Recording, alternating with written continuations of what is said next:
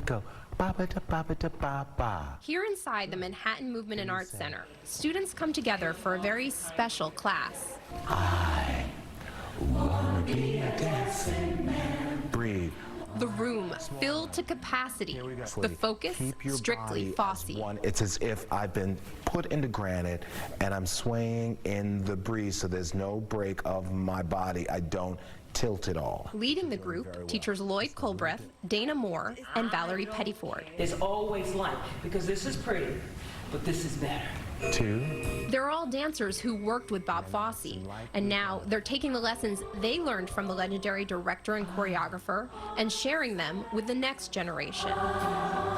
This work that we're doing is so important because it's just getting lost. To be able to share it, I mean, it's so precious. And that joy in their eyes is the same joy I had when actually working with the man. These master classes are geared towards young professionals and offered through the Verdon Fosse legacy.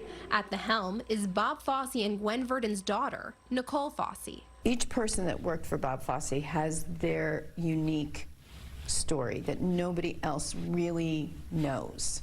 The notes that he gave, how they felt it in their body when they moved. This arm just swings like a pendulum. As Nicole tells us, Bob Fosse and Gwen Verdon's story began in 1955 with a meeting initiated by Broadway producer Hal Prince for the show Fosse was choreographing at the time, Damn Yankees.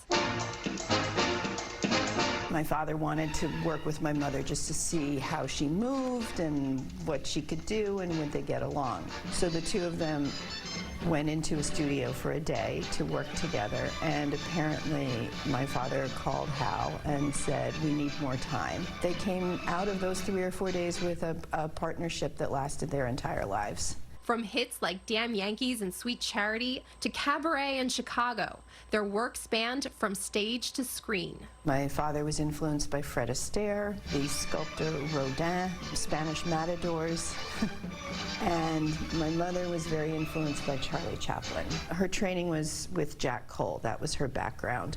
So she knew flamenco, East Indian, various disciplines of modern ballet. She could tap, she could really do everything. My father came from a vaudeville and burlesque world, and he was a tap dancer. Two artists with two unique backgrounds, inspiring one another. I think when they explored movement together in their early years together, she brought an entire vocabulary with her and an ability with her that he was not used to working with somebody so precise. So her abilities, I believe, gave him the ability to explore what was in his mind that he couldn't get anybody else to really execute. And sometimes, if you're very lucky, you can find someone who dances it better than you ever dreamed it.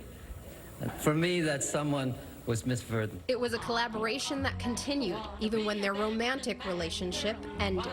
Even though they separated, they never divorced. I think that added a sense of security for them, that they knew that they were still connected in some way. You can still see the influence of their work in the current revival of Chicago. Choreographed in the style of Bob Fosse, now the longest-running American musical in Broadway history. Charlotte Dembois has played the most performances ever as Roxy Hart, and says her first introduction to Fosse left a lasting impact. When I was like 16, I went to see the show Dancin', and I was a ballerina, total ballerina.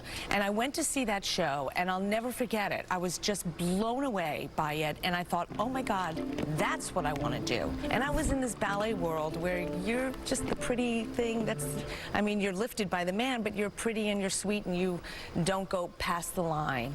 And he went past the line, and to me, they were so powerful. And I went, I want to be a powerful woman on stage. Those moves that audiences around the world recognize as Fosse actually came from his own challenges as a dancer. My father wasn't turned out, was not a ballet dancer by any means. You know, of course, the kind of slumped shoulders and the pelvis a little bit forward. He used his imperfections. His supposed defects were what he exaggerated to create a signature style out of it. Nicole explains it wasn't just about executing the moves, but telling a story. Everybody knows how to step on their right foot and step on their left foot. It's how you do it, how you roll through the foot, the thought you're thinking while you roll through the foot, the musicality of placing the foot, your breath. Then you go. Mr. Fosse didn't use frivolous movement in his choreography. There really is meaning to every single thing he choreographed.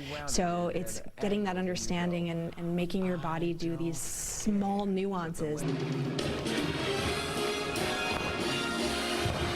Alyssa Epstein has been taking these master classes for years. His style is so iconic. I mean, you can watch a show and go, that's Fosse. I mean, it's very easily recognizable, but what most people don't realize is how difficult it is. We could spend 5 hours on 8 counts, just a shoulder roll or a finger movement, because there's so much story to tell in that 8 counts. An approach that Valerie says changed the face of musical theater. He loved dancers, and you could see it in his face. There was a glee in his eye when he had that cigarette hanging on the corner of his mouth and this squint because of the smoke. And he would see you do his choreography the way he envisioned it, and he would get this smile. It would blow you away. That magic is what these pros are working so hard to keep alive. Students are just, oh my God, I didn't even know I could do that kind of thing. And I do remember having those very feelings. To be able to pass on those lessons I learned from Bob is everything to me. Job done. I'm good. It's our job as artists to live it and then help pass it along. And I hope that one day that will be many of you.